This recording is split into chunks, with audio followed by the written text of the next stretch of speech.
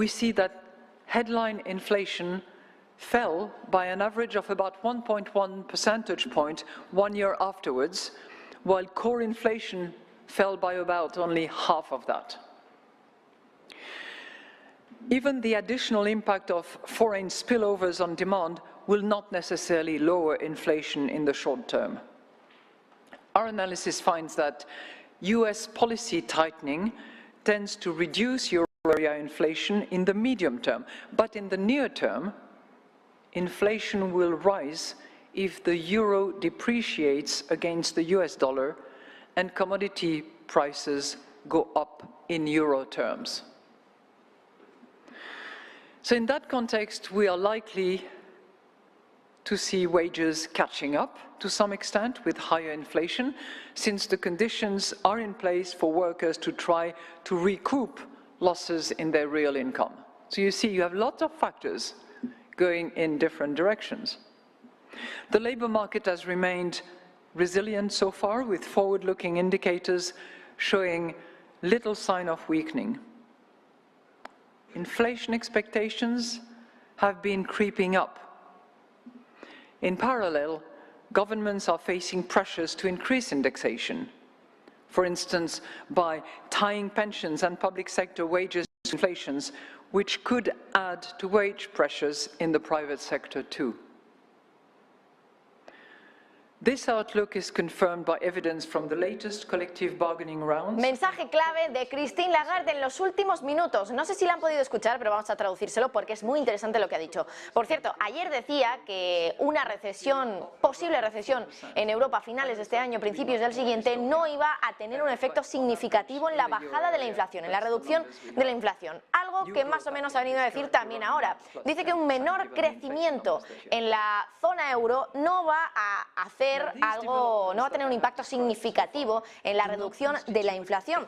Y por cierto, ha hablado de cómo otras recesiones, pues en años anteriores han conseguido bajar la inflación, pero nada, en apenas un punto porcentual o incluso menos de un punto porcentual en el caso de la inflación subyacente. Por cierto, también habla de una forma indirecta de la Reserva Federal y el efecto que puede tener sobre la inflación en Europa el hecho de que allí la Reserva Federal esté endureciendo su política monetaria. Muy interesante lo que ha dicho Christine Lagarde en este sentido, porque dice que un endurecimiento de la política monetaria en Estados Unidos sí tiene un efecto de reducción de inflación en Europa, pero en el medio plazo, no en el corto plazo. Por lo tanto, solo que la Reserva Federal esté endureciendo su política monetaria puede hacer que aquí la inflación baje, pero eso sí, en el medio plazo, es decir, dentro de varios años. Por lo tanto, lo que está diciendo Christine Lagarde es que el Banco Central Europeo, a pesar de que la Reserva Federal ya está actuando, por supuesto, tiene que actuar también.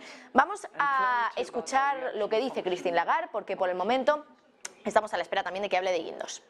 Displaying commitment to our mandate is vital to ensure that inflation expectations remain anchored and second-round effects do not take hold.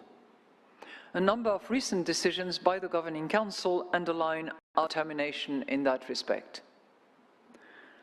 First, we have been raising rates at our fastest pace ever, by 200 basis points in our last 3 policy meetings. In this way, we are signaling our resolve to deliver on our target, which should be immediately reflected in inflation expectations. Policy normalization also withdraws support for demand at times of inelastic supply, which should lead to firms revising down their selling price expectations.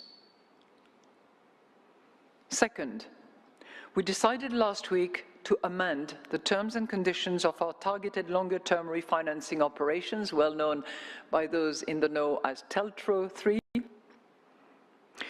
What is TLTRO? TLTRO III, in particular, addressed the need for significant stimulus during the pandemic, strengthening the transmission